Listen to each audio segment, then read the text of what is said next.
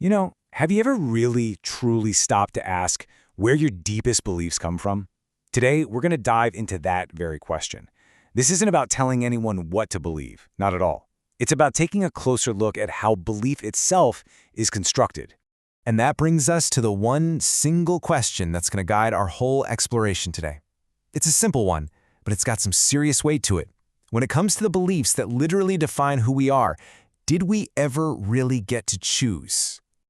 All right, so let's start at the very beginning.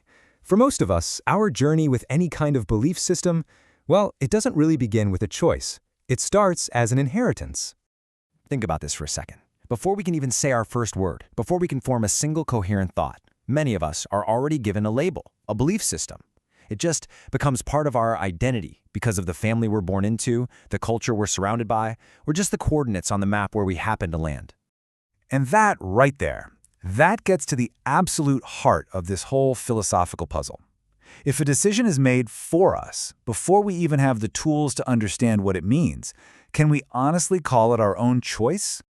So this leads us to something we can call the consent paradox. And this is where things get really, really interesting, because we start to see this huge contrast between how our society treats belief and how it treats pretty much every other major life decision.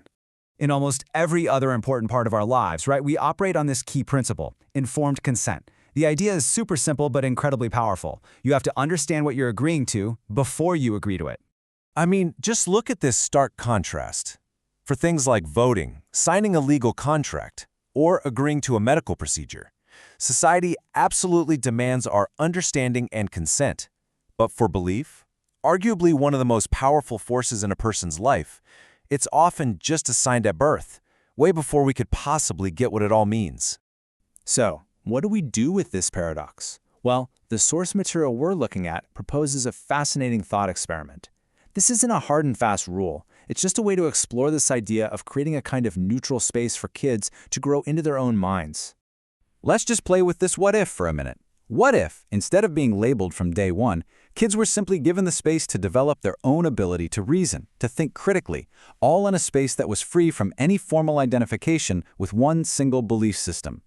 Now, this isn't about creating some kind of vacuum, not at all. It's actually the opposite. The focus would shift to giving kids the foundational tools for life, a really deep understanding of ethics, a solid grasp of how science works, and a real appreciation for the incredible history of human ideas. The core principle here is simple, but it's a game changer. Teach kids how to think, not what to think. Okay, so let's follow this thought experiment to its next logical step. What happens when a person who is educated this way finally reaches adulthood? The idea is that once you become an adult, you could choose to take a structured, really comprehensive course. This isn't something you'd be forced into, and it's not designed to push you one way or another. Its only purpose is education, pure understanding. And this process would be broken down into 3 really clear steps. First, you'd get to explore the massive landscape of human thought, everything from major world religions to secular views like humanism. Second, you'd work to truly understand their foundations and their histories. And only then, third, would you be in a position to decide, to make a truly informed and personal choice. And here's the absolute key. Any outcome is valid. Whether a person chooses a religion, chooses to have none, or even decides to remain undecided, the decision is finally, authentically their own. It's based on deep understanding, not just the accident of where they were born. So, what would be the result of an approach like this? Well, this brings us to the really powerful benefits of a belief that's chosen with genuine understanding. It's what you could call the power of an honest yes. The first huge outcome is tolerance. It just makes sense, right? When you've genuinely taken the time to understand multiple perspectives, it becomes a lot harder to think that only one way of seeing the world has any value. The second is honesty.